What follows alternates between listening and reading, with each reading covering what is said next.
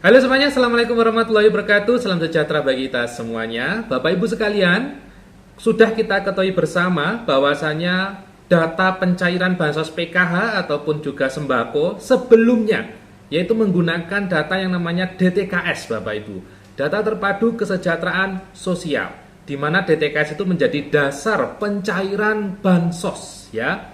Nah, pada tahun 2025 kali ini, pada awal tahun kita ada informasi yang update, di mana nanti untuk data kemiskinan atau data yang sebagai acuan pencairan bantuan sosial nantinya akan berubah menjadi DTSEN, Data Tunggal Sosial Ekonomi Nasional.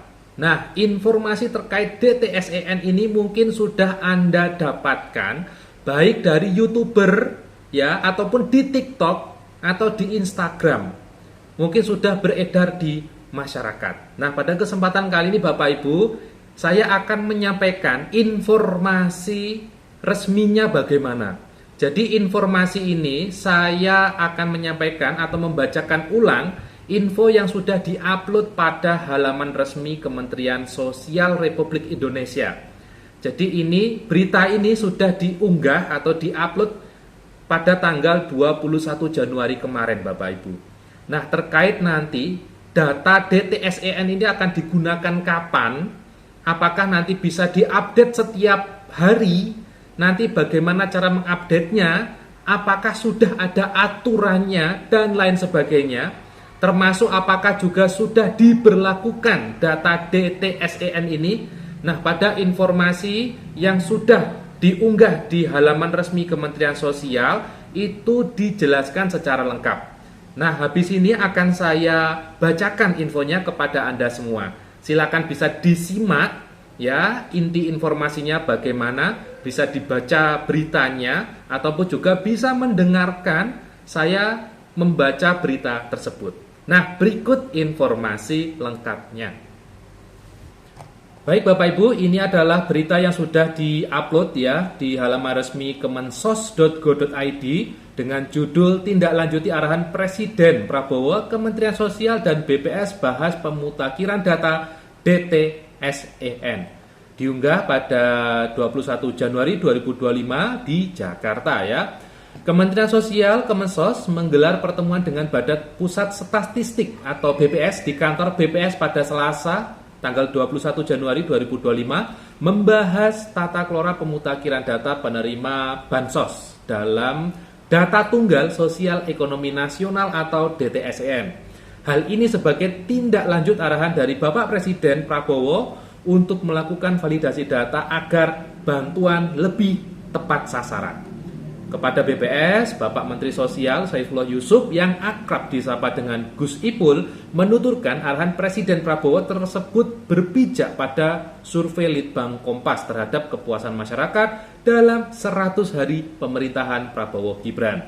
Dalam survei tersebut, 80,9% responden menyatakan puas dan 19,1% menyatakan tidak puas. Para responden yang tidak puas belakangan terungkap memiliki 3 alasan ya, di mana yang pertama, bansos yang tidak tepat sasaran sebesar 29,2%. Kemudian alasan kedua karena ekonomi belum stabil atau sulit mendapatkan pekerjaan ya sebesar 19,5%.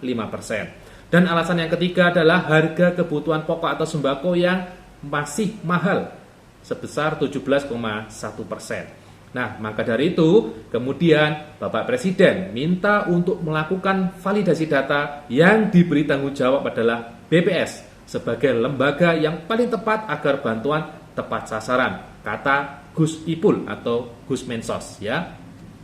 Gus Ipul setelah mendapatkan data dari BPS, pemutakhiran data menjadi hal yang harus dipertimbangkan. Hal ini dikarenakan data bersifat dinamis, sehingga diperlukan semacam mekanisme untuk mengelola dinamika tersebut ya.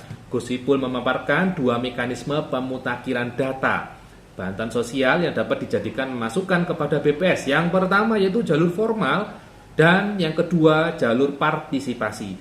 Jalur formal melalui RT RW ya, musyawarah desa, musyawarah kelurahan ya, dinas sosial kabupaten kota, diperkuat dengan pendamping PKH, ditetapkan oleh bupati atau wali kota dan masuk ke dalam DTSEN. Ya, sementara jalur partisipasi ya, Kemensos juga menyediakan saluran usul sanggah melalui aplikasi Cek Bansos, lalu diverifikasi dan divalidasi oleh pendamping PKH, Musdes atau Muskel, Dinas Sosial, lalu bisa masuk ke pusat data informasi ya.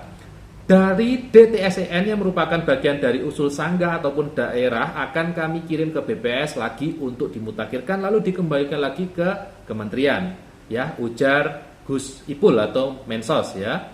Selain itu, mekanisme pemutakhiran data, Gus Ipul juga mengatakan terkait jangka waktu pemutakhirannya, bantuan sosial yang disalurkan per 3 bulan diharapkan DTSEN ini dapat dijadikan acuan dalam penyaluran pada triwulan kedua atau tahap 2. Ini harapannya ya, targetnya bisa nanti digunakan di pencairan bansos di tahap 2 tahun 2025. Selain jangka waktu pemutakhiran data, Kemensos juga akan mengadopsi perangkaian data dari BPS terkait kriteria fakir miskin ya, dan kriteria penerima bantuan, termasuk juga kriteria untuk dilakukannya graduasi ya atau penghentian penerima bansos ya, atau penghentian itu ya, mengeluarkan dari penerima bantuan sosial. Nah, pasca dilakukan pemadanan dengan dan perangkaian DTSEN itu ya, akan adanya exclusion error, inclusion error ataupun on demand. Gus Ipul juga menjelaskan exclusion error yaitu kondisi di mana orang miskin tidak dapat bantuan di semua wilayah dikarenakan KTP KK tidak sesuai domisili. Kan ini juga sering terjadi ya Bapak Ibu ya.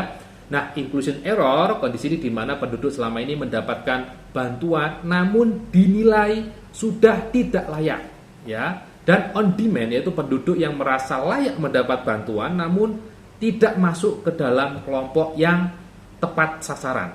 Begitu ya. Nah, selain itu, pengkajian variabel dalam DTSEN juga akan dilakukannya profiling KPM yang selanjutnya juga disinkronisasi dengan KI/L lain yang memiliki ketersediaan program pemberdayaan ya. Itu maksudnya K/L itu kementerian atau lembaga lain begitu Bapak Ibu ya. Nah, PLT Kepala BPS Amalia Adininggar ya, Widya Swanti menyebut baik koordinasi yang dilakukan dengan Kemensos ya. Kepala BPS mengatakan DTSEN ditargetkan akan selesai di akhir Januari, termasuk perangkaian data dan lain sebagainya ya. Dan ini juga dari kami tinggal menunggu Inpres instruksi Presiden yang telah ditandatangani agar jelas secara regulasinya. Dengan begitu kami juga bisa menyerahkan datanya sambil paralel menyempurnakan untuk Kepmen ya atau permennya. Harus ada keputusannya juga ya Bapak Ibu ya.